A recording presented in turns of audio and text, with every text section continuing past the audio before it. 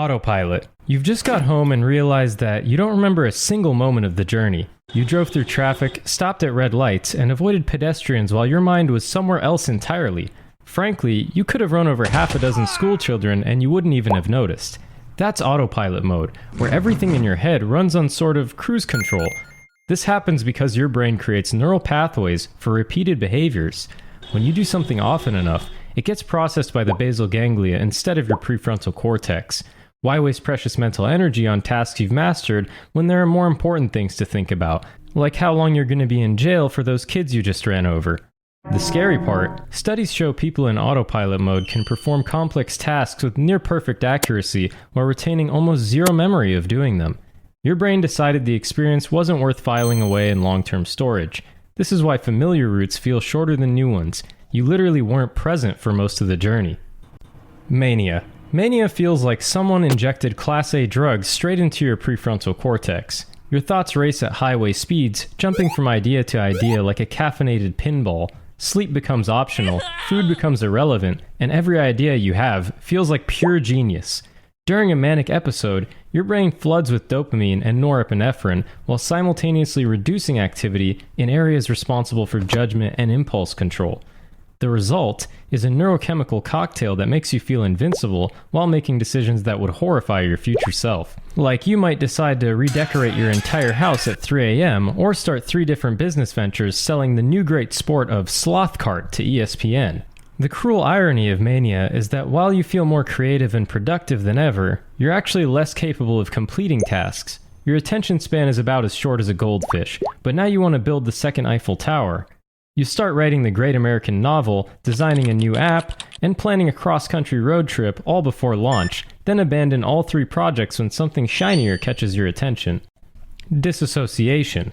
Dissociation is like watching your life through foggy bulletproof glass. You're technically present, but everything feels distant, muffled, and unreal. Your own hands look foreign, your voice sounds like it belongs to someone else, and the world takes on the strange quality of a movie you're not particularly invested in watching. It's like you just realized you're just a brain in a big flesh suit, not a person. When this happens, your brain creates a protective barrier when reality becomes too overwhelming to process normally. The problem is that the barrier cuts all the normal connections between memory, identity, and sense. Think of it as your mind's emergency protocol. When the building's on fire, you evacuate to a safe distance and watch from outside, even if it means all your stuff is destroyed in the blaze. During dissociation, time becomes elastic. Minutes can feel like hours, or entire hours can vanish without a trace. You might find yourself staring at a wall for what feels like an eternity, only to discover that only 3 minutes have passed. Or you'll come back to find you've completed an entire conversation with no memory of what was said. It's not a lot of fun, and people who are disassociated often struggle to connect back with reality again. Flow state. Flow state is what happens when your brain finds the perfect difficulty setting for reality. You become completely absorbed in whatever you're doing, losing track of time, self-consciousness, and everything else that isn't directly relevant to the task at hand. Your brain achieves this state through a delicate neurochemical balancing act.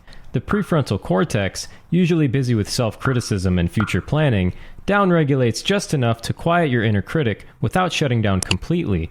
Meanwhile, your brain releases a cocktail of performance-enhancing chemicals: dopamine for focus and reward, norepinephrine for attention, and endorphins for pleasure. If a task is too easy, your brain checks out and starts thinking about lunch. Too difficult, and stress hormones flood your system, making focused attention nearly impossible. Flow happens in that narrow band, where the challenge perfectly matches your skill level, keeping you engaged without overwhelming you. The most addictive aspect of flow is how effortless peak performance feels. Professional musicians describe their fingers moving faster than their conscious mind can even track. Surgeons report performing complex procedures while feeling like they're watching themselves work. Intoxication. It's time to get f***ed up. Alcohol hijacks your brain's communication system and starts messing things up. Your neurons start sending mixed signals, reaction times slow to a crawl, and that inner voice that usually says, "Maybe don't do that," gets turned down to barely a whisper. Alcohol enhances GABA, your brain's primary brake pedal, while simultaneously blocking glutamate, your brain's gas pedal. The result is like driving a car where the accelerator barely works, but the brakes are made of marshmallows. everything slows down except your confidence, which mysteriously increases in inverse proportion to your actual abilities. Your cerebellum, responsible for balance and coordination, gets hit particularly hard. This is why drunk people walk like they're trying to stop a piece of crap from wriggling down their pant leg. Your brain keeps telling your body where to go, but the messages get scrambled somewhere between intention and execution. The prefrontal cortex, your brain's executive suite where good decisions are usually made, essentially goes on vacation. This explains why drunk logic seems so compelling in the moment, because there's no one in the control center to say that you're probably just an idiot. Asleep.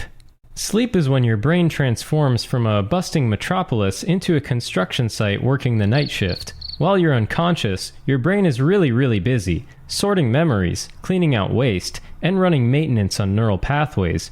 During REM sleep, that little part of your subconscious that wants to make a movie one day gets an unlimited budget to go wild, projecting your biggest insecurities and worries onto the big screen.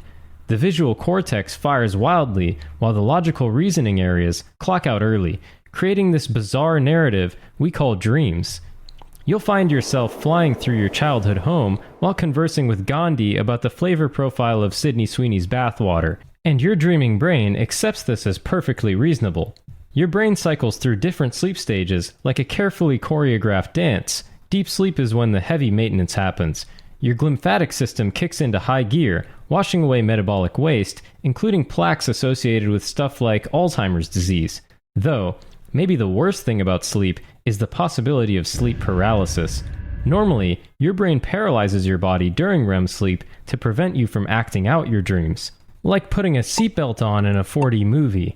Sometimes you wake up before this paralysis lifts, leaving you conscious but unable to move. Your brain is essentially saying, "Hold on, we're still in movie mode," while you're desperately trying to return to reality.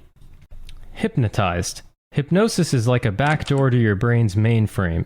Your conscious mind steps back while becoming hyper-focused on a single voice or idea, creating a state where suggestions can bypass your normal critical thinking process. Neurologically, hypnosis creates changes in brain activity that are visible on imaging scans. The anterior cingulate cortex, responsible for monitoring conflicts and errors, becomes less active. Meanwhile, the brain regions involved in focused attention light up like a Christmas tree. Your brain becomes simultaneously more focused and less skeptical. No wonder cult members love a bit of hypnosis. During hypnosis, your brain's default mode network, the mental chatter that usually runs in the background, quiets down significantly. When you're going about your day, the brain is always firing stray thoughts. Sometimes you pick up on them, but most of the time you don't. That constant stream of random thoughts, worries, and observations gets turned way down, leaving you in a state of calm focus that many people find deeply relaxing. Contrary to popular belief, you can't actually be hypnotized against your will or made to do things that violate your core values. Your brain's safety systems luckily don't completely shut off. They just become more trusting of the hypnotist's guidance. Psychosis. Psychosis is when your brain's reality testing software goes haywire. Voices become audible, shadows become significant, and patterns emerge from chaos whether they exist or not. What's happening neurologically is a disruption in how your brain processes and filters sensory information. Normally, your brain discards most of the information it receives, keeping only what's relevant.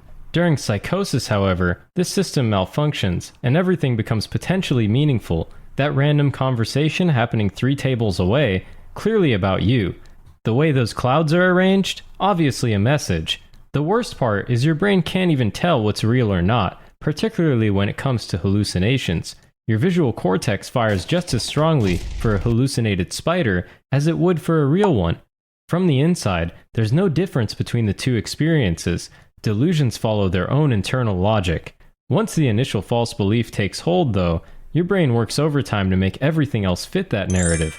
It's kind of like how fan theorists will say the wildest stuff, like Master Chief is actually Joel from The Last of Us, and make some wild logical leaps to make that idea work.